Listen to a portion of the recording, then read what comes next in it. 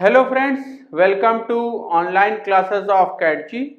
बच्चों, आज हम लोग शुरू करने जा रहे हैं chapter alcohol, phenol and ether.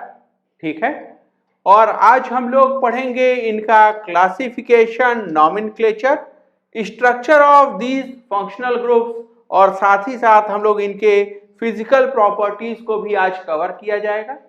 So let's start. सबसे पहले शुरू किया जाए classification of alcohol and phenol के साथ। ठीक है, तो हम लोग अल्कोहल या फिनॉल को क्लासिफाई कर सकते हैं on the basis of number of hydroxyl groups. Number of hydroxyl group यानी कुल कितने OH ग्रुप यहां लगे हुए हैं। तो सबसे पहले जान लिया जाए अल्कोहल और फिनॉल में अंतर क्या होता है।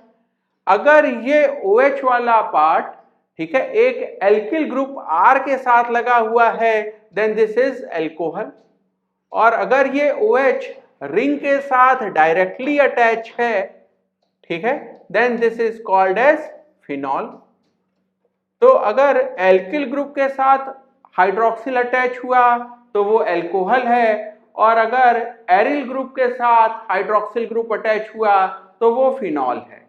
ठीक है, सबसे पहले on the basis of number of hydroxyl group यानी कितने OH हैं, उसके बेसिस पे हम लोग क्लासिफाई कर सकते हैं मोनोहाइड्रिक यानी यहां एक OH है, डाईहाइड्रिक यानी दो OH लगे हुए हैं, ट्राईहाइड्रिक यानी तीन तीन OH लगे हुए हैं। एग्जाम्पल के साथ देखा जाए तो सबसे पहले मिथाइल अल्कोहल, यहां देखिए एक OH लगा हुआ है। सिमिलरली आप देख सकते हैं ये है फिनॉल, इसमें एक OH लगा है। ठीक है, डाईहाइड्रिक में अगर हम बात करें तो यहां दो दो OH ग्रुप अटैच हैं, ठीक है, एक ही मॉलिक्यूल में। सो दिस इज इथिलीन ग्लाइकॉल। इसी तरह आप सोच सकते हैं कि रिंग पे दो OH डायरेक्टली अटैच हों, ठीक है, सो दिस इज कैटिचॉल। अगला, so this is catechol. Next, glycerine, अगर उसमें तीन तीन हाइड्रोक्सिल ग्रुप अटैच हैं, ठीक है, इसी तरह रिंग पे भी तीन OH अटैच हो सकते हैं। आगे चला जाए, हम लोग मोनोहाइड्रिक अल्कोहल को फर्दर क्लासिफाई कर सकते हैं। ठीक है, अगर उसमें sp3 कार्बन के साथ OH अटैच है तो sp3 कार्बन के साथ अगर OH अटैच है तो हम लोग उसको प्राइमरी, सेकेंडरी या टर्शरी अल्कोहल में क्लासिफाई कर सकते हैं। प्राइमरी अल्कोहल वो होगा जिसमें जिस कार्बन के साथ OH अटैच है वो कार्बन 1 डिग्री कार्बन हो। फॉर एग्जाम्पल 1 डिग्री अल्कोहल होगा मिथेनॉल, लेट्स से इथेनॉल, ठीक है, N प्रोपाइल अल्कोहल, ठीक है, N ब्यूटाइल अल्कोहल और आइसोब्यूटाइल अल्कोहल। आपको दिखाई देगा नियोपेंटाइल अल्कोहल। तो ये सारे के सारे 1 डिग्री अल्कोहल हैं।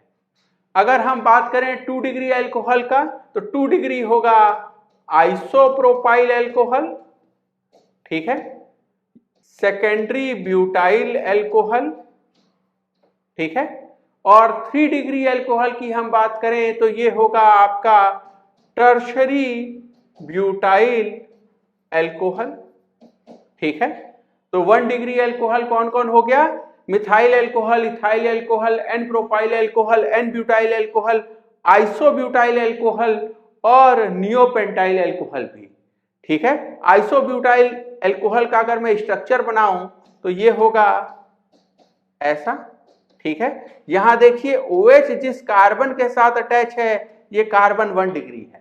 सिमिलरली अगर आप नियोपेंटाइल को देखें तो नियोपेंटाइल अल्कोहल का स्ट्रक्चर होगा, और ये वाला कार्बन जिसके साथ OH अटैच है ये कार्बन 1 डिग्री है। ठीक है, आइसोप्रोपाइल अल्कोहल, तो इसका स्ट्रक्चर आपको देखने को मिलेगा ऐसा कुछ। ठीक है, तो ये वाला कार्बन जिसके साथ OH अटैच है ये 2 डिग्री है। सेकेंडरी ब्यूटाइल और टर्शरी ब्यूटाइल आप खुद बना के देख लीजिएगा। आगे चला जाए, और नेक्स्ट हम लोग बात किया जाए एलाइल अल्कोहल का। एलाइल अल्कोहल का मतलब होगा कि जिस sp3 कार्बन के साथ OH अटैच है उसके बगल का कार्बन sp2 हो, ठीक है, वो डबल बॉन्डेड हो, तो दिस इज एलाइल अल्कोहल, ठीक है। और आप देख सकते हैं कि अगर आपको 2 डिग्री बनाना है एलाइल अल्कोहल तो ये वाले कार्बन पे एक और यहाँ R लगा लीजिएगा। अगर 3 डिग्री बनाना है तो एक और R' आप लगा सकते हैं, ताकि ये कार्बन अगर आप 1 डिग्री 2 डिग्री या 3 डिग्री में कन्वर्ट कर लें, ठीक है, तो it will become 1 degree allylic, 2 degree allylic और 3 degree allylic alcohol. Next is benzylic alcohol. Benzylic alcohol इसका मतलब है कि वो कार्बन जो रिंग के साथ अटैच है उस पे OH है, ठीक है। अगर यहाँ दोनों हाइड्रोजन हुए तो ये 1 डिग्री बेंजाइलिक, एक आपने R लगा दिया तो ये हो गया 2 डिग्री बेंजाइलिक, और R' भी लगा दिया तो it will become 3 degree benzylic alcohol. Next देखा जाए, next is compounds containing sp2 carbon OH bond, ठीक है। तो इसमें हम लोग सबसे पहले पढ़ा जाएगा विनाइलिक अल्कोहल, ठीक है। ये जो कार्बन है sp2 कार्बन, इस पे OH अटैच है, आप देखेंगे तो ये इनॉल है, ठीक है, यहाँ डबल बॉन्ड है इसलिए एल्कीन, और यहाँ OH ग्रुप लगा हुआ है इसलिए अल्कोहल, दोनों मिला के इनॉल। और यहाँ कीटो इनॉल टॉटोमेरिज्म आपको देखने को मिलेगा, you will find that this will convert to more stable keto form, ठीक है। अगला देखा जाए, अगला sp2 कार्बन और OH के बीच में जहां बॉन्ड मिलेगा वो है फिनॉल। फिनॉल जहां पे OH डायरेक्टली रिंग के साथ अटैच हो, ठीक है। आप चाहें तो इस रिंग पे कुछ और एल्किल ग्रुप भी लगा सकते हैं।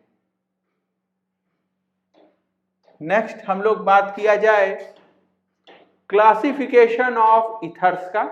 तो इथर को हम लोग क्लासिफाई कर सकते हैं एज सिमेट्रिकल इथर और अनसिमेट्रिकल इथर, डिपेंडिंग अपॉन कि ऑक्सीजन के दोनों तरफ जो एल्किल ग्रुप लगे हैं वो सिमिलर हैं या डिसिमिलर हैं, ठीक है। तो अगर दोनों तरफ सिमिलर ग्रुप लगे हैं RR तो ये होगा सिमेट्रिकल इथर, जैसे कि डाई मिथाइल इथर, ठीक है, CH3OCH3। और ये अनसिमेट्रिकल इथर भी हो सकता है अगर दोनों तरफ जो एल्किल ग्रुप लगे हैं वो डिफरेंट हो, तो जैसे CH3OC2H5, ठीक है। आगे चला जाए, कुछ क्वेश्चंस हम लोग लगाया जाए। So this question from NCERT says classify the following as primary, secondary and tertiary alcohol. आपको अल्कोहल को देखना है, उसको प्राइमरी, सेकेंडरी या टर्शरी की तरह क्लासिफाई करना है, ठीक है। तो शुरू किया जाए इस क्वेश्चन को। देखिए, जिस कार्बन पे OH लगा है सबसे पहले आप उस कार्बन को मार्क कर लीजिए, ठीक है, जिस कार्बन पे OH लगा है, ठीक है। तो जिस कार्बन पे OH लगा है उसको मार्क कर लीजिए और पता लगाइए कि वो कार्बन 1 डिग्री है, 2 डिग्री है या 3 डिग्री है। तो यहाँ CH2 मुझे दिख रहा है, इसका मतलब ये कार्बन क्या है, 1 डिग्री है। यहाँ CH2 दिख गया, ये भी 1 डिग्री है, ये भी 1 डिग्री। यहाँ CH दिख रहा है, यानी ये क्या है, 2 डिग्री, ये क्या है, 2 डिग्री। और इस कार्बन पे एक भी हाइड्रोजन नहीं है, इसके तीनों तरफ एल्किल ग्रुप आपको दिखाई देगा, ये भी एल्किल ग्रुप, ये भी एल्किल ग्रुप, और ये एक बड़ा एल्किल ग्रुप, ठीक है। तो दिस इज 3 डिग्री। आगे next part of the question says identify the allylic alcohol, ठीक है। तो एलाइलिक, बेंजाइलिक, उनको भी हम लोग देख लिया जाए। पहला वाला देखा जाए, ये तो नियोपेंटाइल है, ठीक है, नियोपेंटाइल अल्कोहल। सेकंड, ये एलाइल अल्कोहल है, तो ये वाला क्या हो गया, 1 डिग्री, तो हमने पहले ही पता लगा लिया था, और ये एलाइलिक भी है। तीसरा देखा जाए, this is N propyl alcohol, ठीक है। Fourth, this is benzylic alcohol, so this is 2 degree benzylic, ठीक है। नेक्स्ट इसको देखा जाए, यहां देखिए ये OH जब इस कार्बन के साथ लगा होता तो ये बेंजाइलिक होता है, ये बेंजाइलिक नहीं है। ठीक है, तो ये सिंपली 2 डिग्री अल्कोहल है। इस वाले को देखा जाए, यहां इसके बगल में डबल बॉन्ड है, जिस कार्बन पे OH लगा है उसके बगल में डबल बॉन्ड है, so this is 3 degree allylic. ठीक है, तो हमने क्लासिफाई कर लिया इसको 1 डिग्री, 2 डिग्री, 3 डिग्री और एलाइलिक बेंजाइलिक की तरह भी। ठीक है, आगे चला जाए और अब हम लोग IUPAC नॉमेनक्लेचर सीखा जाए। So question says right IUPAC name and structure for. ठीक है, तो कुछ कॉमन नेम मुझे दिए हुए हैं। सबसे पहले मिथाइल अल्कोहल, इसका स्ट्रक्चर बना लिया जाए। So this is CH3OH। ठीक है, अगला ethyl alcohol CH3CH2OH। N propyl alcohol CH3CH2CH2OH। Isopropyl alcohol CH3CH3 और इस वाले कार्बन पे अब OH लगाइएगा। Next one n butyl alcohol. ठीक है, so this is n butyl alcohol. Secondary butyl alcohol. ठीक है, आइसोब्यूटाइल अल्कोहल, तो सबसे पहले आइसोब्यूटेन बनाइए और इस कार्बन पे लगाइए, और आइसोब्यूटेन बना के इस कार्बन पे लगा दिया होता तो ये हो जाता टर्शरी ब्यूटाइल अल्कोहल। तो उसका स्ट्रक्चर हो जाएगा ऐसा। ठीक है, तो ये हो गया स्ट्रक्चर की बात। IUPAC नेम लिखा जाए, रूट वर्ड इज मेथ। ठीक है, और आपका जो प्राइमरी सफिक्स है सफिक्स 1 वो है एन, एल्केन है ये, और सफिक्स 2 है all. So IUPAC name will B methanol. इसका देखा जाए तो ये हो जाएगा कार्बन 1, ये कार्बन 2, दिस इज इथेनॉल। आपको बताने की जरूरत नहीं है कि फर्स्ट कार्बन पे ये अल्कोहल OH लगा हुआ है, क्योंकि जहां OH लगा होगा उधर से ही आप नंबरिंग शुरू करिएगा। यहां देखा जाए carbon 1, carbon 2, carbon 3, so this is propane 1 all. यहां आपको बताने की जरूरत है। क्यों जरूरत है? क्योंकि जैसे ही हम इसका नाम लिखेंगे आपको समझ में आ जाएगा। 1 2 3 और इसका नाम है प्रोपेन 2 ऑल। तो ध्यान दीजिएगा, अगर इथेनॉल में कोई इथेन 1 ऑल लिख दे तो ये 1 रिडंडेंट होगा, ये नहीं लिखना चाहिए। लेकिन प्रोपेन 1 ऑल और प्रोपेन 2 ऑल, इसमें 1 और 2 रिडंडेंट नहीं है। अगर आप नहीं बताएंगे, ठीक है, कि 1 पे लगा है OH या 2 पे लगा है, तो मुझे कैसे पता चलेगा कि आप एन प्रोपाइल अल्कोहल की बात कर रहे हैं या आइसोप्रोपाइल अल्कोहल की बात कर रहे हैं। ठीक है, so propanol will be incorrect IUPAC name, क्योंकि इस IUPAC नेम से मुझे पता नहीं चल रहा है कि मुझे एन प्रोपाइल अल्कोहल बनाना है या आइसोप्रोपाइल अल्कोहल बनाना है। ठीक है, आगे देखा जाए, next is n butyl alcohol, numbering 1 2 3 4। ठीक है, आगे secondary butyl alcohol 1 2 3 4। Secondary butyl alcohol में मैं पेरेंट कार्बन चेन का नंबरिंग इस तरह करूंगा कि मेरे सफिक्स 2 OH वाले कार्बन को कम से कम नंबर मिले, कम से कम नंबर मिले। ये नहीं होगा कि जहां OH लगा है आप हमेशा उसी कार्बन से नंबरिंग शुरू करेंगे। ठीक है, ये गलती नहीं करना है। इसका नाम लिखा जाए, so this is butane 1 all and this one is butane 2 all. अगला देखा जाए, isobutyl alcohol, numbering 1 2 3 and IUPAC name में आपको दिखाई देगा ये जो मिथाइल है अब ये प्रीफिक्स की तरह लगा हुआ है, साइड चेन की तरह लगा हुआ है। So name will B 2 methyl propane 1 all. Next इसका नाम देखा जाए तो ये carbon 1, carbon 2, carbon 3, name will B 2 methyl propane 2 all. ध्यान दीजिएगा यहां किस कार्बन पे OH लगा है। ठीक है, 1 ऑल है या 2 ऑल है, तो ये 1 या 2 यहां रिडंडेंट नहीं है। इसको गलती से डिलीट नहीं कर दीजिएगा, इसको हटा नहीं दीजिएगा। जबकि मीथेन 1 ऑल कहना या इथेन 1 ऑल कहना, इसमें 1 या 2 अगर आप नहीं बताएंगे तो कोई फर्क नहीं पड़ेगा, ठीक है, क्योंकि यहाँ लोकेंट रिडंडेंट है। आगे चला जाए, नेक्स्ट हम लोग देखा जाए, ये कुछ और मुझे कॉमन नेम लिखा हुआ है, neopentyl alcohol. Structure will be CH3 CCH3 CH3 CH2OH, ठीक है। Ethylene glycol CH2OH CH2OH, glycerol CH2CH CH2, तीनों कार्बन पे OH लगा दीजिए। साइक्लोहेक्सेनॉल, साइक्लोहेक्सेन बना दीजिए और किसी भी एक कार्बन पे OH लगा दीजिए। बेंजाइल एल्कोहल, सबसे पहले रिंग के साथ एक कार्बन और इस कार्बन पे OH, और यहाँ कार्बन का टेट्रावैलेंसी पूरा करने के लिए 2 और हाइड्रोजन लगा दिया। अब इनका IUPAC नेम लिखा जाए तो यहाँ देखिए लॉन्गेस्ट कार्बन चेन, ये 1, ये 2, ये 3, एंड ये दोनों मिथाइल अब क्या है, ये दोनों मिथाइल अब प्रीफिक्स हैं।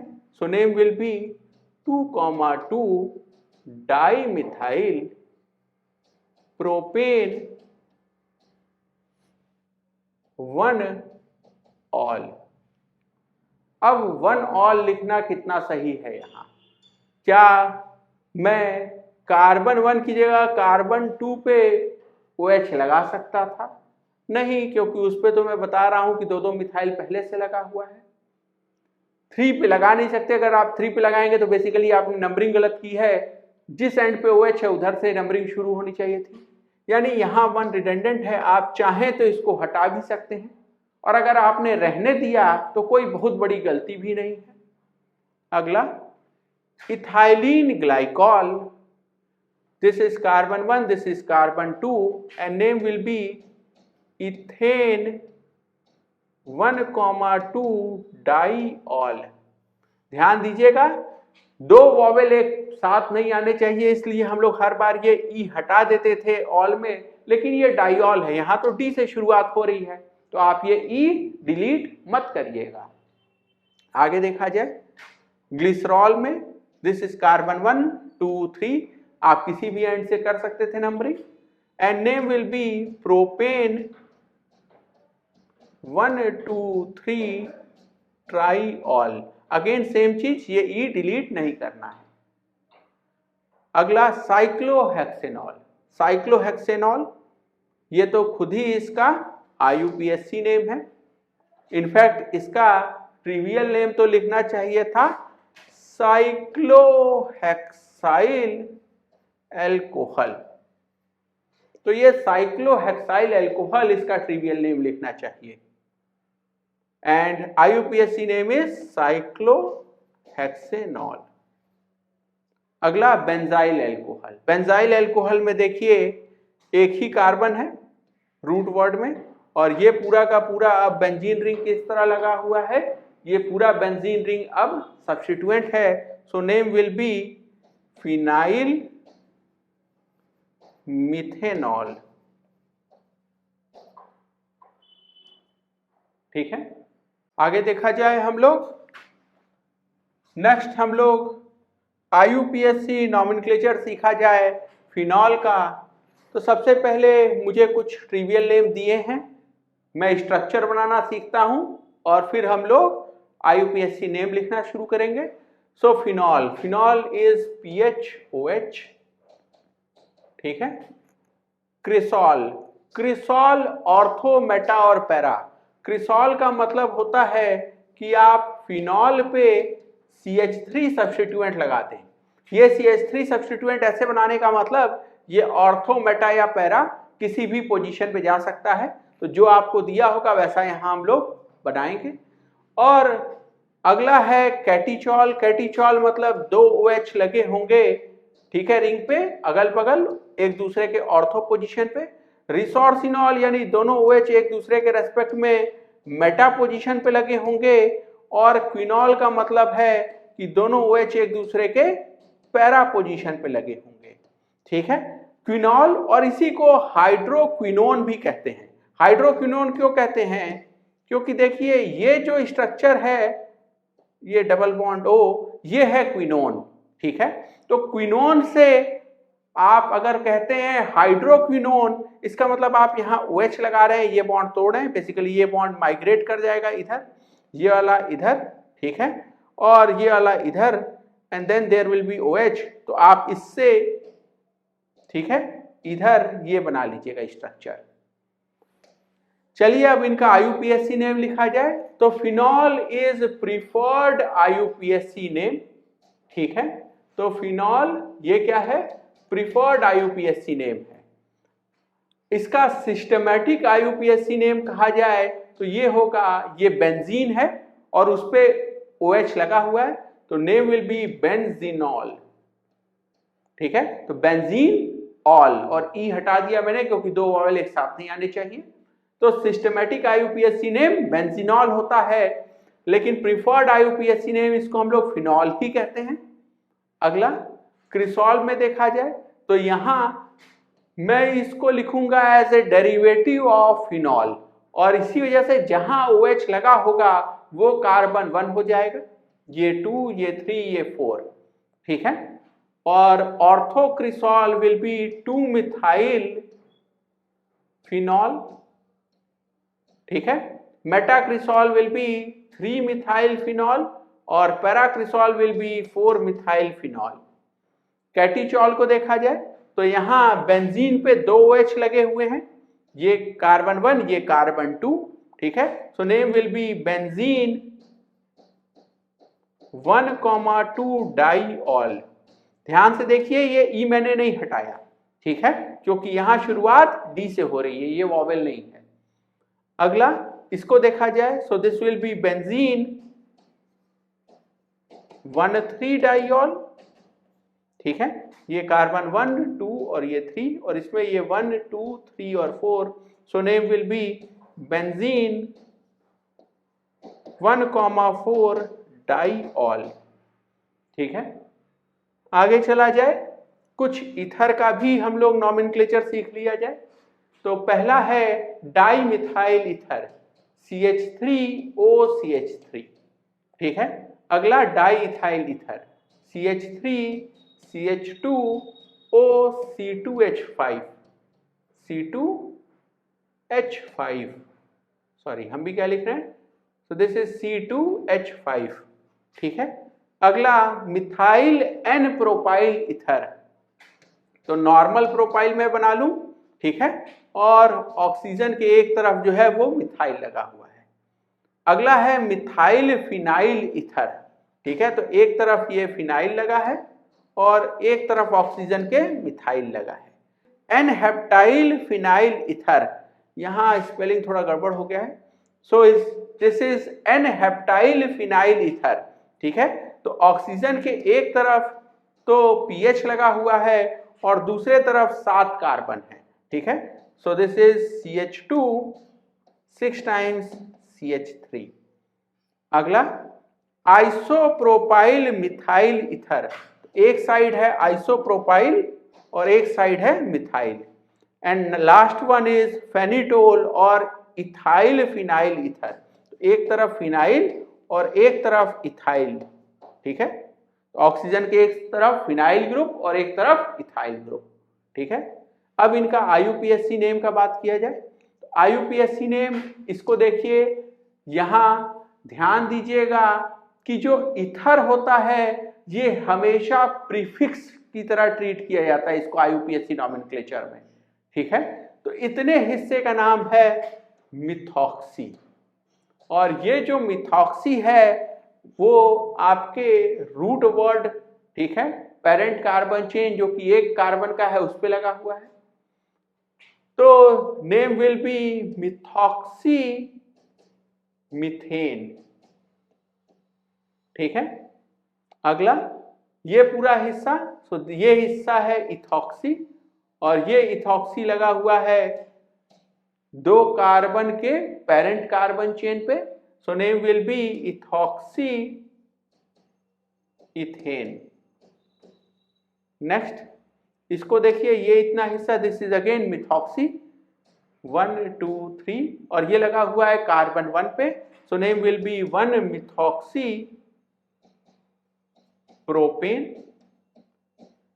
ध्यान दीजिएगा आप, 2 मिथॉक्सी प्रोपेन भी आप बना सकते हैं।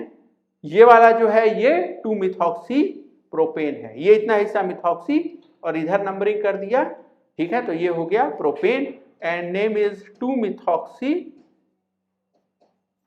प्रोपेन।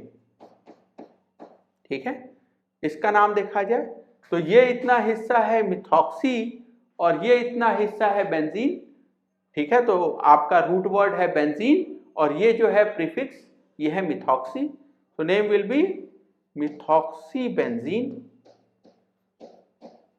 यहां पे देखा जाए ये इतना हिस्सा जो है ये आपका प्रीफिक्स है ethoxy and name will B ethoxy benzene. ठीक है, आगे चला जाए और कुछ और नॉमेनक्लेचर पे क्वेश्चन देखा जाए। ठीक है, so question says right IUPAC name of the following. कुछ मुझे स्ट्रक्चर दिए हैं और मुझे उनका आईयूपीएसी नेम बताना है। आईयूपीएसी नॉमेनक्लेचर में ध्यान रखिएगा कि आप सबसे पहले चिंता करेंगे सफिक्स 2 की, प्रिंसिपल फंक्शनल ग्रुप की, फिर आप चिंता करेंगे सफिक्स 1 की। ठीक है, अगर रूट वर्ड में पेरेंट कार्बन चेन में कहीं डबल बॉन्ड या ट्रिपल बॉन्ड आया तो उसकी, फिर आप चिंता करेंगे रूट की लॉन्गेस्ट कार्बन चेन की, और लास्ट वर्ड में आप चिंता करेंगे लास्ट में एकदम प्रीफिक्स की। ठीक है, तो यहां पे देखा जाए क्या यहां कोई प्रिंसिपल फंक्शनल ग्रुप मौजूद है, तो आप देखेंगे कि OH अल्कोहल यहां प्रिंसिपल फंक्शनल ग्रुप है। सफिक्स 2 की चिंता करने का मतलब क्या होगा कि वो कार्बन जिससे OH अटैच है ये जरूर से रूट वर्ड का हिस्सा होगा। ठीक है, अगला बात किया जाए अगर सफिक्स 1 का, तो कहीं डबल बॉन्ड या ट्रिपल बॉन्ड है नहीं, फिर मुझे चिंता करनी है किसकी, रूट वर्ड की, यानी लॉन्गेस्ट कार्बन चेन। तो इस कार्बन को इंक्लूड करते हुए वो कार्बन जिसपे आपका प्रिंसिपल फंक्शनल ग्रुप लगा हुआ है उस कार्बन को इंक्लूड करते हुए मुझे लॉन्गेस्ट कार्बन चेन लेनी है। ऐसा लॉन्गेस्ट कार्बन चेन मुझे दिख रहा है ये वाला। ठीक है, पेरेंट कार्बन चेन। इस पेरेंट कार्बन चेन का हम लोग नंबरिंग इस तरह करेंगे कि मेरे सफिक्स 2 को कम से कम लोकेंट मिले, यानी नंबरिंग हम लोग करेंगे carbon 1, carbon 2, carbon 3, 4 and this is carbon 5। जो लोग आपका पेरेंट कार्बन चेन का हिस्सा नहीं है वो सारे लोग अब क्या हो जाएंगे, प्रीफिक्स हो जाएंगे। ठीक है, इस प्रीफिक्स का क्या नाम होगा, so this prefix is isopropyl, और ये वाला प्रीफिक्स इसका क्या नाम होगा, क्लोरोमिथाइल। ठीक है, तो इसका आईयूपीएसी नेम लिखा जाए तो शुरुआत होगी क्लोरोमिथाइल से, नेम विल बी 3 क्लोरोमिथाइल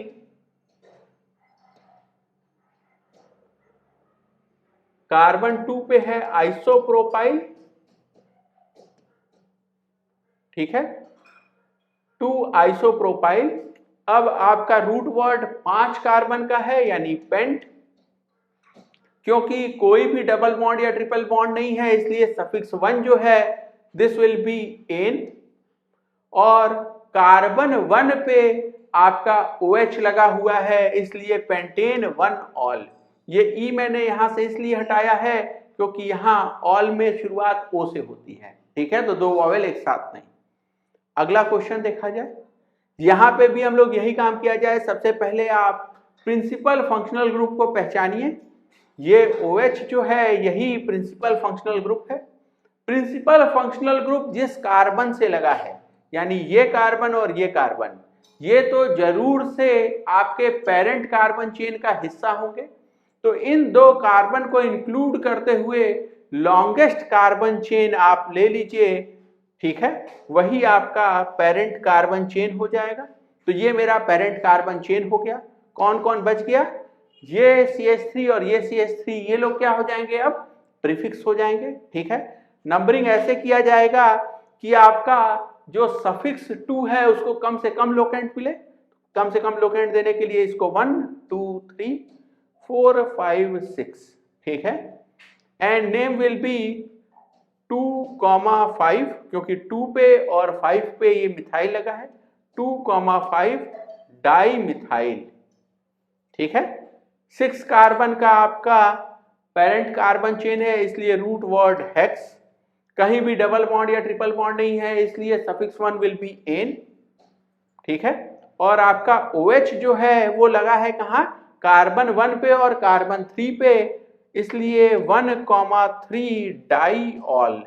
ध्यान दीजिएगा ये E हटाइएगा नहीं इस बार, क्योंकि यहां शुरुआत D से हो रही है, ठीक है।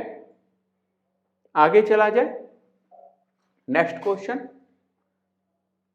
यहां पे इस क्वेश्चन में देखिए आपको किसकी चिंता करनी है, सबसे पहले सफिक्स 2 की। तो उस कार्बन को पहचानिए जिसके साथ आपका प्रिंसिपल फंक्शनल ग्रुप OH लगा हुआ है, ठीक है। तो ये OH लगा हुआ है इस कार्बन के साथ और इस कार्बन के साथ। ये दोनों कार्बन आपका रूट वर्ड का, ठीक है, पार्ट होना चाहिए, पेरेंट कार्बन चेन का पार्ट होना चाहिए। तो नंबरिंग कैसे किया जाए, ठीक है। नंबरिंग करने के लिए आपको दिख रहा है ये 1 और 4 पे आ जाएंगे। This prefix is bromomethyl and this prefix is methyl, ठीक है। और आप नंबरिंग ऐसे करिएगा कि ब्रोमोमिथाइल ये अल्फाबेटिकली जो है पहले आएगा, इसलिए इस एंड से नंबरिंग कर दिया जाए 1 2 3 4, ठीक है। And name will B 2 ब्रोमोमिथाइल 3 methyl, 4 carbon है आपका रूट वर्ड में, ठीक है, इसलिए ब्यूट। कोई भी डबल बॉन्ड नहीं है, इसलिए एन। और कार्बन 1 पे और कार्बन 4 पे OH लगा हुआ है, इसलिए डाईऑल। अगला क्वेश्चन देखा जाए। इस क्वेश्चन में भी हम लोग सबसे पहले सफिक्स 2 को पहचाना जाए। सफिक्स 2 कहां आपको दिख रहा है, ये OH, ये सफिक्स 2 है। इसके बाद सफिक्स 1 की बात की जाए तो कार्बन कार्बन के बीच में डबल बॉन्ड यहां दिख रहा है, ठीक है, ये सफिक्स 1 हो गया। अब आपको क्या समझना है कि इस कार्बन को और maximum number of double bond को इंक्लूड करते हुए आप जो है वो जो है पेरेंट कार्बन चेन चूज करिएगा और एंश्योर करिएगा कि सबसे पहले सफिक्स 2 को कम से कम लोकेंट मिले, उसके बाद सफिक्स 1 को कम से कम लोकेंट मिले। इस एंड से अगर मैं नंबरिंग करता तो सफिक्स 2 को लोकेंट मिलता 4, 1 2 3 4। इस एंड से कर दूं तो 1 2 3, इस एंड से कर दिया जाए तो दिस इज कार्बन 1 2 3 4 5 6, ठीक है। अब इसका हम लोग नाम लिखा जाए। सो नेम विल बी, यहां कोई भी मुझे साइड चेन नहीं दिख रहा, कोई भी मुझे प्रीफिक्स नहीं दिख रहा, तो शुरुआत होगी इस बार रूट वर्ड से, रूट वर्ड हेक्स। आगे देखा जाए, सफिक्स 1 की बात की जाए। सफिक्स 1 के लिए आपको कार्बन 1 कार्बन 2 के बीच में डबल बॉन्ड दिख रहा है, तो दिस विल बी हेक्स 1 इन। और कार्बन 3 पे आपका OH लगा हुआ है, यानी 3 ऑल। और इस बार E और O, ठीक है, 2 वॉवेल एक साथ दिख रहे हैं, तो इस E को मिटा देते हैं। So name will B hex 1 in 3 all. अगला क्वेश्चन देखा जाए।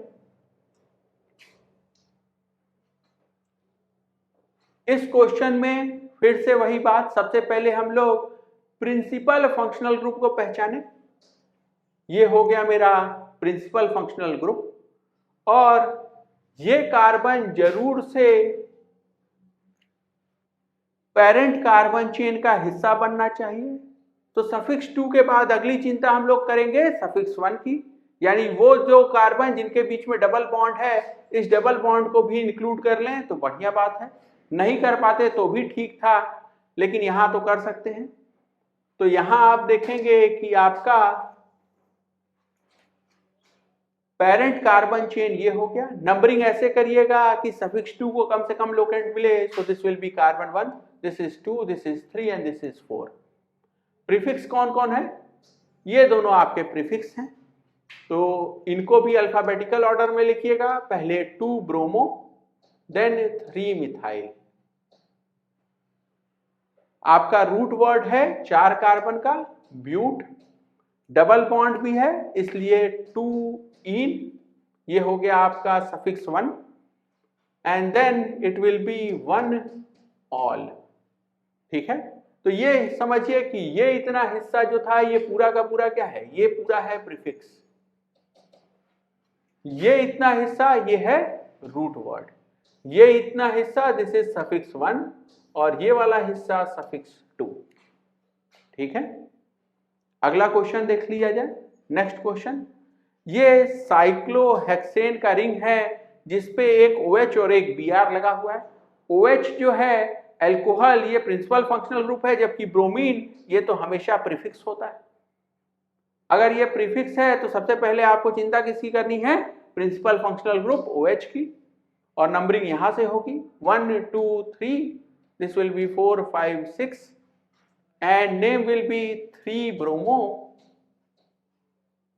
साइक्लोहेक्स इन 1 ऑल। ये E हटा दिया जाए सबसे पहले क्योंकि E और O एक साथ, ठीक है, दिख रहे थे यहां।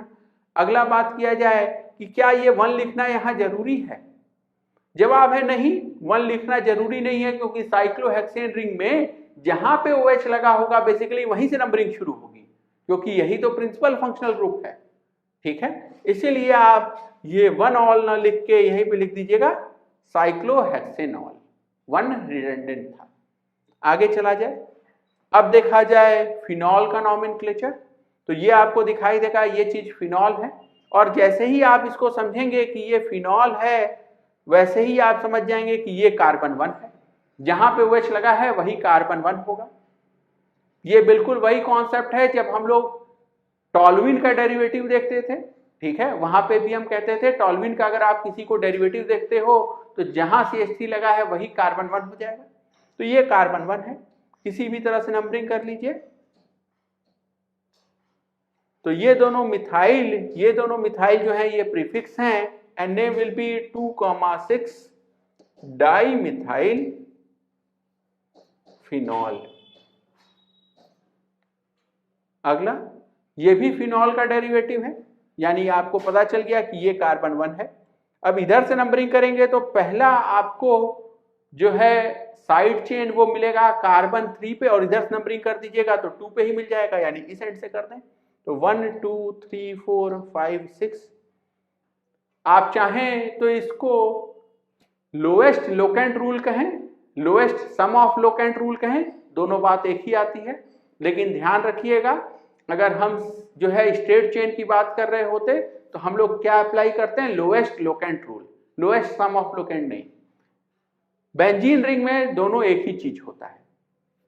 देखा जाए इसका नाम क्या होगा, तो यहां ये मिथाइल लगा हुआ है 2 पे और ये 5 पे, so name will B 2,5 di methyl phenol.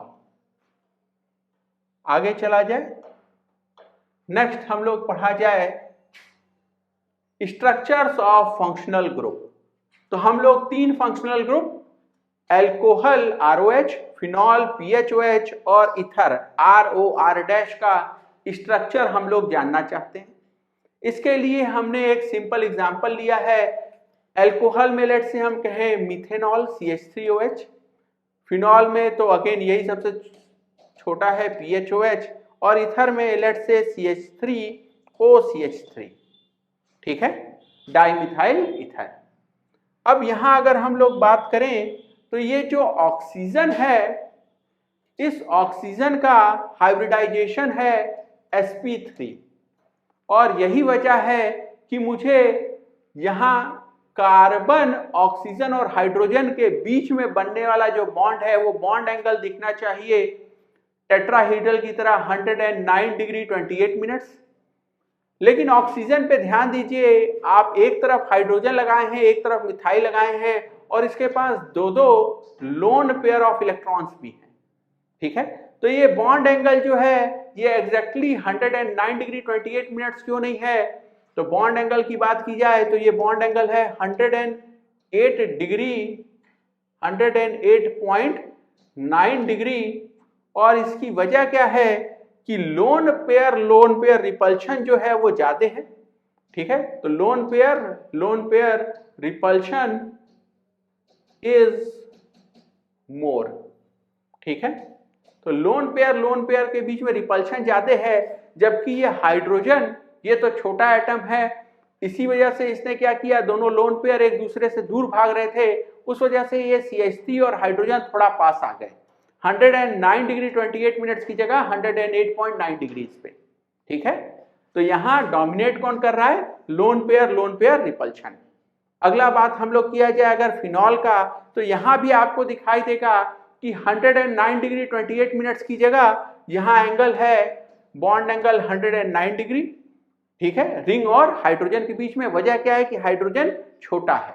ठीक है, इसलिए अगेन बॉन्ड पेयर के बीच जो रिपल्शन है वो कम है, लोन पेयर के बीच में रिपल्शन कहीं ज्यादा है। Again same reason, lone pair repulsion ज्यादा है, जिस वजह से ये 109 डिग्री 28 मिनट्स की जगह 28 मिनट्स जरा सा कम हो गया है, 109 डिग्री है। ठीक है, लेकिन अगर हम लोग ईथर में चला जाए तो यहां आपको दिखाई देगा ये मिथाइल और ये मिथाइल। अब ये लोग बल्कि हैं, हाइड्रोजन के कंपैरिजन में CH3 बड़ा है। ठीक है, और अब आपको दिखाई देगा कि ये लोन पेयर के रिपल्शन से कहीं ज्यादा है ये दो CH3 के बीच का रिपल्शन। ठीक है, तो यहां पे क्या दिखाई देगा कि लोन पेयर जो रिपल्शन है उसको डोमिनेट कर लिया किसने, बॉन्ड पेयर के रिपल्शन ने, या दो मिथाइल के साइज की वजह से वो एक दूसरे से दूर भाग रहे हैं। थोड़ा उसमें पार्ट स्टेरिक फैक्टर्स का भी है कि दोनों मिथाइल एक दूसरे से दूर जाना चाहते हैं। यही वजह है कि ये जो बॉन्ड एंगल है ये 109 डिग्री 28 मिनट से थोड़ा ज्यादा है, दिस इज 111.7 डिग्रीज। ये बात समझ में आए। अगला हम लोग बात किया जाए कार्बन ऑक्सीजन के बॉन्ड का, तो यहां पे कार्बन और ऑक्सीजन के बीच में बॉन्ड ऑर्डर है 1, यहां कार्बन और ऑक्सीजन के बीच में बॉन्ड ऑर्डर है 1, और यही वजह है कि जो बॉन्ड लेंथ है वो दिख रहा है 142 या 141 पिकोमीटर।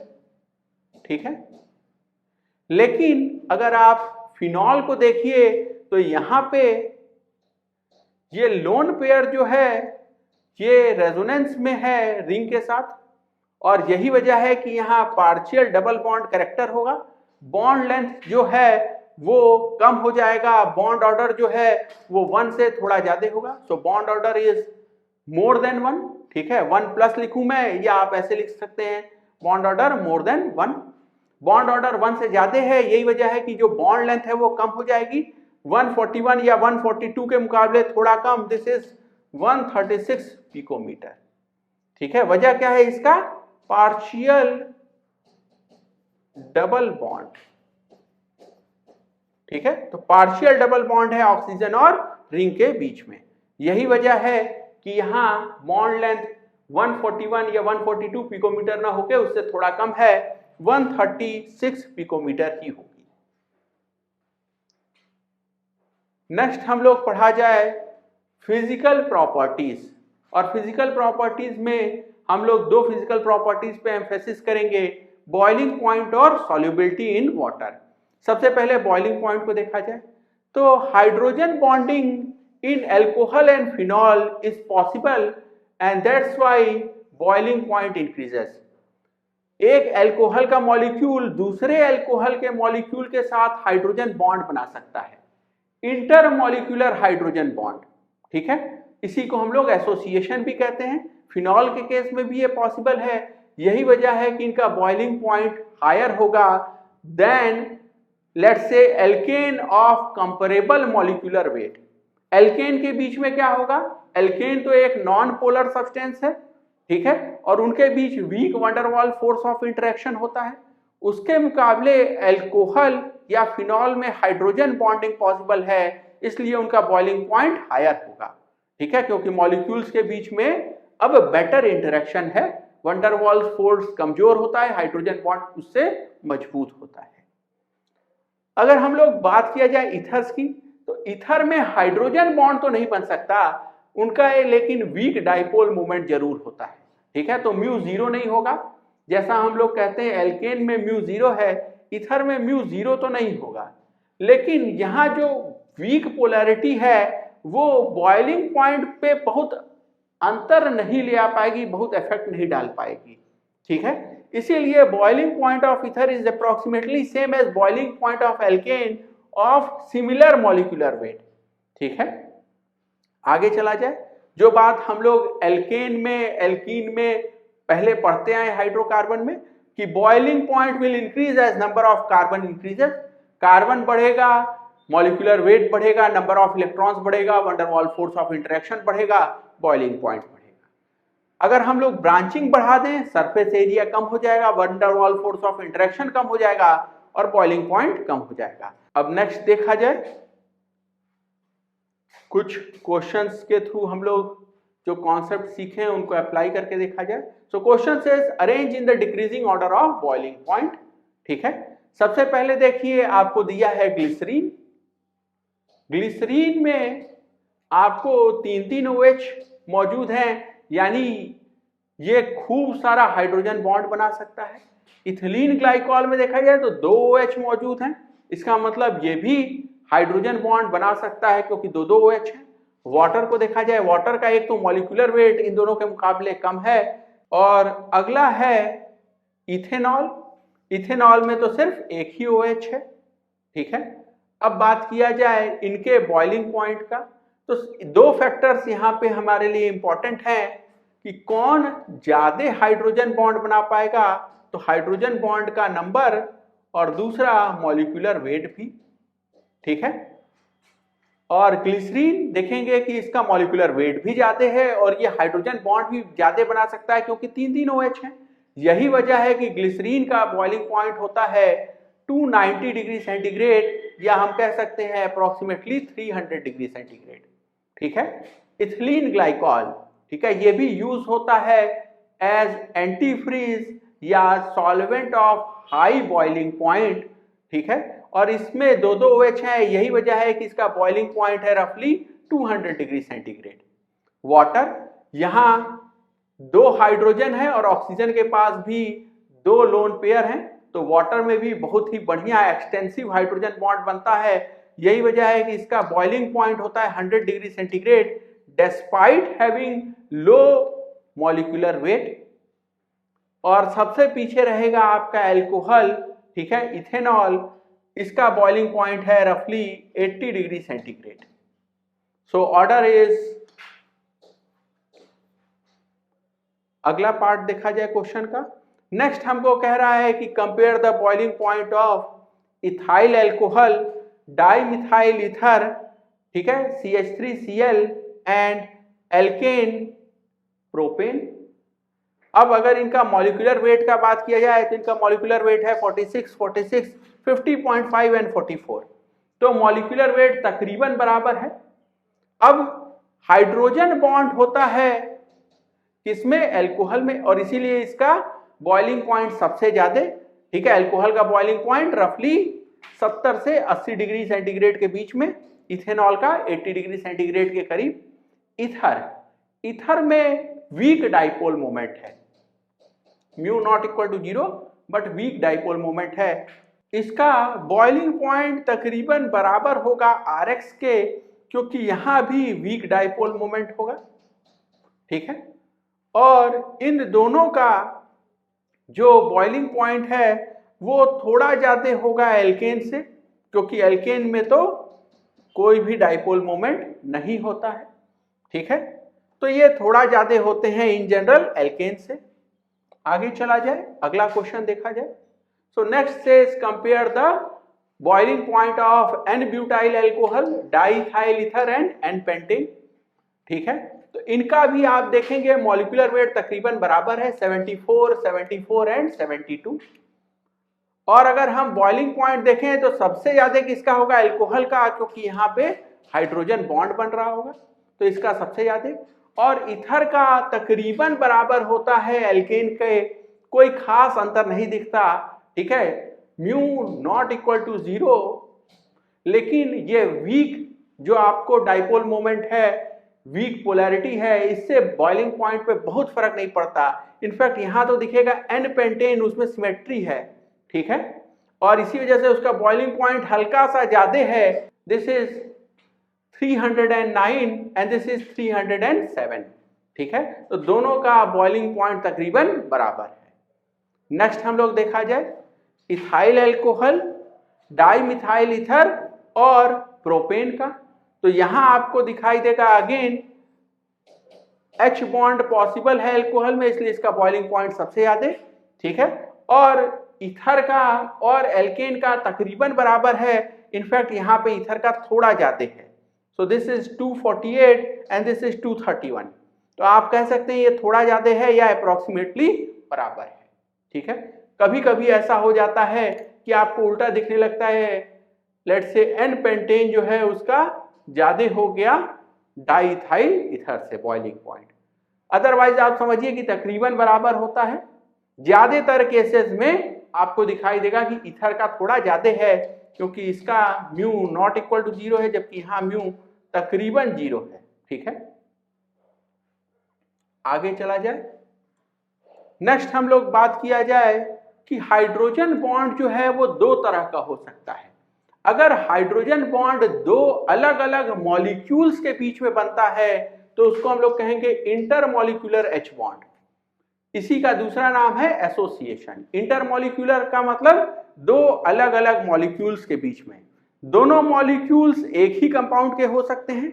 फॉर एग्जांपल H2O के ये अलग अलग मॉलिक्यूल्स के बीच में मैंने दिखाया हाइड्रोजन बॉन्ड बनते हुए। दूसरा हम सोच सकते हैं एक फिनॉल ले लें और एक वाटर का मॉलिक्यूल हो, एक सॉल्यूट और एक सॉल्वेंट हो, और उनके बीच में हाइड्रोजन बॉन्ड बन पाए। तो जब दो अलग अलग मॉलिक्यूल्स के बीच में हाइड्रोजन बॉन्ड बनेगा, वो मॉलिक्यूल्स एक ही तरह के हो सकते हैं या डिफरेंट तरह के हो सकते हैं, तो उसको हम लोग कहेंगे इंटरमॉलिक्यूलर हाइड्रोजन बॉन्ड या एसोसिएशन। क्योंकि दो मॉलिक्यूल्स के बीच में हाइड्रोजन बॉन्ड एक बढ़िया इंटरेक्शन हो रहा है, यही वजह है कि बॉइलिंग पॉइंट जो है ऐसे मॉलिक्यूल्स का ज्यादा होगा।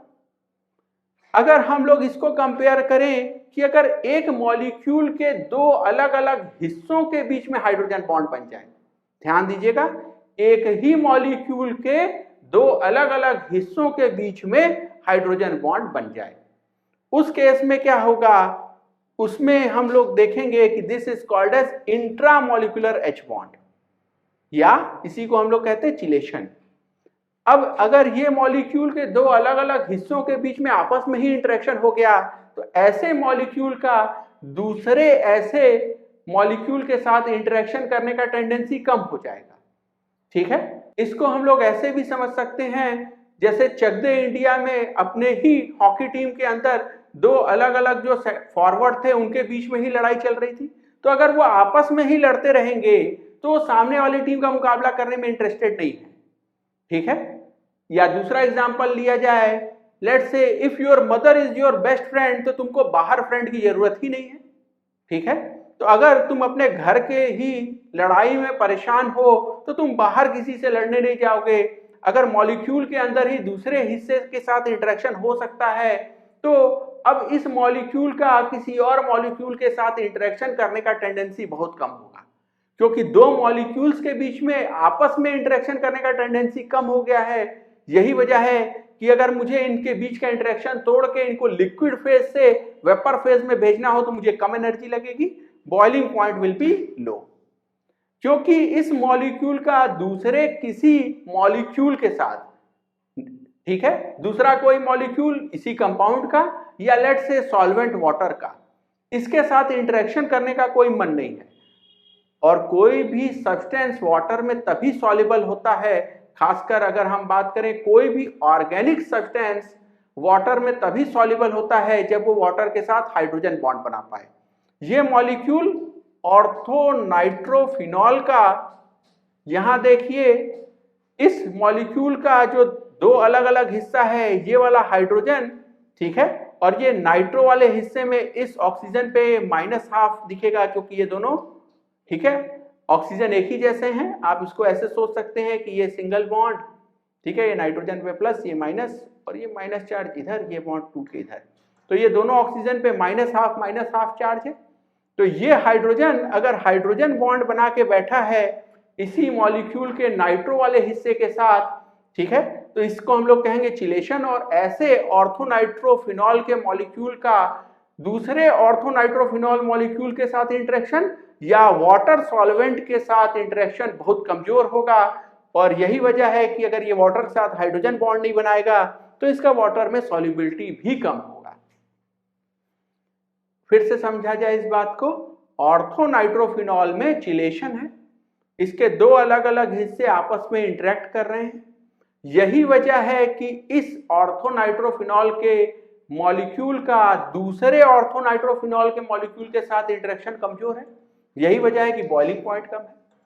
इस ऑर्थोनाइट्रोफिनॉल के मॉलिक्यूल का अगर मैं वाटर सॉल्वेंट लूं तो उसके साथ भी इंटरेक्शन कमजोर होगा, उसके साथ भी ये हाइड्रोजन बॉन्ड नहीं बनाएगा, इसीलिए वाटर में सॉल्युबिलिटी भी कम होगी। और इन दोनों का अगर मैं फायदा उठाऊं तो मैं ऑर्थोनाइट्रोफिनॉल को स्टीम डिस्टिल्ड कर सकता हूं, तो इसका स्टीम डिस्टिलेशन पॉसिबल है। अब आपने क्लास 11th में प्यूरिफिकेशन टेक्निक में स्टीम डिस्टिलेशन शब्द पढ़ा होगा। क्या करते हैं बेसिकली इसमें, अगर लेट से मेरे पास ऑर्थोनाइट्रोफिनॉल, ठीक है, ऑर्थोनाइट्रोफिनॉल और कुछ और जो है इम्प्योरिटी यहां मौजूद है, तो मैं क्या करूंगा, स्टीम को इस पे पास करूंगा। स्टीम जब आएगा तो ऑर्थोनाइट्रोफिनॉल का दो मॉलिक्यूल के बीच में इंटरेक्शन कम है, बॉइलिंग पॉइंट भी कम है, ठीक है, तो इसका कुछ हिस्सा जो है वो इवापोरेट होके वेपर फेज में चला जाएगा, इस स्टीम के मिक्सचर के साथ आगे निकल जाएगा। तो यहां से मैंने H2O का वेपर भेजा, ठीक है, और यहां पे मुझे H2O प्लस ऑर्थोनाइट्रोफिनॉल का वेपर मिल जाएगा। अब अगर मैं इसको ठंडा कर लूं तो क्या होगा, मुझे ये दोनों लिक्विड फेज में मिल जाएंगे। और लिक्विड फेज में आपको पता है कि ऑर्थोनाइट्रोफिनॉल का वाटर में सॉल्युबिलिटी भी कम है, इस वजह से दो अलग अलग लेयर बन जाएंगी, एक लेयर ऑर्थोनाइट्रोफिनॉल का, एक लेयर वाटर का, और दोनों सेपरेट हो जाएगा, ठीक है। ध्यान दीजिएगा, ऑर्थोनाइट्रोफिनॉल में चिलेशन होता है। अगर हम इसकी जगह नाइट्रोफिनॉल लेते तो वहां दो अलग अलग मॉलिक्यूल्स जो हैं वो आपस में इंटरेक्ट करते हैं, बेसिकली इंटरमॉलिक्यूलर हाइड्रोजन बॉन्ड होता है। यही वजह है कि ऑर्थोनाइट्रोफिनॉल का बॉइलिंग पॉइंट कम होता है, this is approximately 216 degree centigrade, जबकि इसका बॉइलिंग पॉइंट ज्यादा होता है, this is approximately 279 degree centigrade. तो आपको दिखाई देगा तकरीबन 60 डिग्री सेंटीग्रेड का अंतर है, दोनों का मॉलिक्यूलर वेट बराबर है, ठीक है। तो एक ऑर्थो डेरिवेटिव, एक पैरा डेरिवेटिव, तो ऑर्थो और पैरा डेरिवेटिव का मॉलिक्यूलर वेट बराबर है, लेकिन यहां चिलेशन है जबकि यहां एसोसिएशन है। एसोसिएशन वाले का बॉइलिंग पॉइंट ज्यादा, चिलेशन वाले का बॉइलिंग पॉइंट कम, ठीक है। अगला हम लोग बात किया जाए वाटर सॉल्युबिलिटी का, ठीक है। तो हमें पता है कि अल्कोहल, फिनॉल या ईथर ये सभी के सभी हाइड्रोजन बॉन्ड बना सकते हैं विथ वाटर। अगर आपने अल्कोहल या फिनॉल लिया है तो यहाँ ऑक्सीजन का लोन पेयर ये भी पार्टिसिपेट कर सकता है हाइड्रोजन बॉन्ड बनाने में, बेसिकली प्रोटॉन का सोर्स होगा वाटर, ठीक है, और ऑक्सीजन का लोन पेयर ये इलेक्ट्रॉन क्लाउड देगा। उल्टा भी हो सकता है कि फिनॉल का जो, ठीक है, हाइड्रोजन है ये प्रोटॉन की तरह बिहेव करे और ऑक्सीजन का लोन पेयर इलेक्ट्रॉन क्लाउड की तरह। कौन सा हाइड्रोजन बॉन्ड मजबूत होगा, तो ये वाला हाइड्रोजन बॉन्ड मजबूत होगा क्योंकि ये स्ट्रॉन्गर प्रोटॉन है, ठीक है। फिनॉल का पीके जो होता है, pK phenol is 10, pK alcohol this is approximately 16 and pK water is 15.7। तो जो सा मजबूत, ठीक है, एसिड होगा जिसके प्रोटॉन पे ज्यादा पार्शियल पॉजिटिव होगा, जिसके हाइड्रोजन पे ज्यादा पार्शियल पॉजिटिव होगा, जो ज्यादा प्रोटॉन की तरह बिहेव कर पाएगा, वो मजबूत हाइड्रोजन बॉन्ड बनाएगा। तो अगर हम फिनॉल की बात करें तो ये हाइड्रोजन बॉन्ड मजबूत होगा क्योंकि फिनॉल इज मोर एसिडिक, और अगर मैं अल्कोहल लेता हूं तो उस केस में ये वाला हाइड्रोजन बॉन्ड ज्यादा मजबूत होगा क्योंकि वाटर जो है वो ज्यादा एसिडिक होगा। खैर, हम देख सकते हैं कि ये ऑक्सीजन का लोन पेयर अल्कोहल या फिनॉल का ये इलेक्ट्रॉन क्लाउड का सोर्स हो सकता है, साथ ही साथ वाटर में ऑक्सीजन का लोन पेयर ये भी इलेक्ट्रॉन क्लाउड का सोर्स हो सकता है। इसके अगेंस्ट अगर हम लोग ईथर की बात करें तो ईथर में एसिडिक हाइड्रोजन नहीं है, यहाँ पे सिर्फ ऑक्सीजन का इलेक्ट्रॉन क्लाउड है। प्रोटॉन कहां से आएगा? हमेशा proton will come from water. ठीक है, तो हाइड्रोजन बॉन्ड बनाने के लिए दो चीजें चाहिए, प्रोटॉन और इलेक्ट्रॉन क्लाउड। प्रोटॉन का सोर्स कौन होगा? वाटर। इलेक्ट्रॉन क्लाउड का सोर्स होगा ईथर। अल्कोहल और फिनॉल में दोनों तरफ से हाइड्रोजन बॉन्ड बन सकता है। ठीक है, अगला बात कर लिया जाए अल्कोहल के संदर्भ में, तो lower alcohol are miscible with water in all proportion. ठीक है, तो आपका मन है तो आप 1% अल्कोहल लीजिए, 99% वाटर लीजिए, और आप उल्टा भी कर सकते हैं, 99% अल्कोहल ले सकते हैं, 1% वाटर रख सकते हैं। तो it is miscible in all proportion. लेकिन ध्यान दीजिएगा अल्कोहल में दो हिस्से हैं, ये OH वाला जो पार्ट है ये हाइड्रोफिलिक पार्ट है। ठीक है, ये वाटर के साथ इंटरेक्ट करने में इंटरेस्टेड है, जबकि ये जो R वाला हिस्सा है, एल्किल वाला हिस्सा है, ये हाइड्रोफोबिक पार्ट है, इसको कोई इंटरेक्शन करने का मन नहीं है वाटर सॉल्वेंट के साथ। और जैसे जैसे आप साइज बढ़ाएंगे R का, हाइड्रोफोबिक पार्ट को बड़ा करेंगे, वैसे वैसे इंटरेक्शन कम होगा, सॉल्युबिलिटी भी कम हो जाएगी। With this we end for today. Thank you.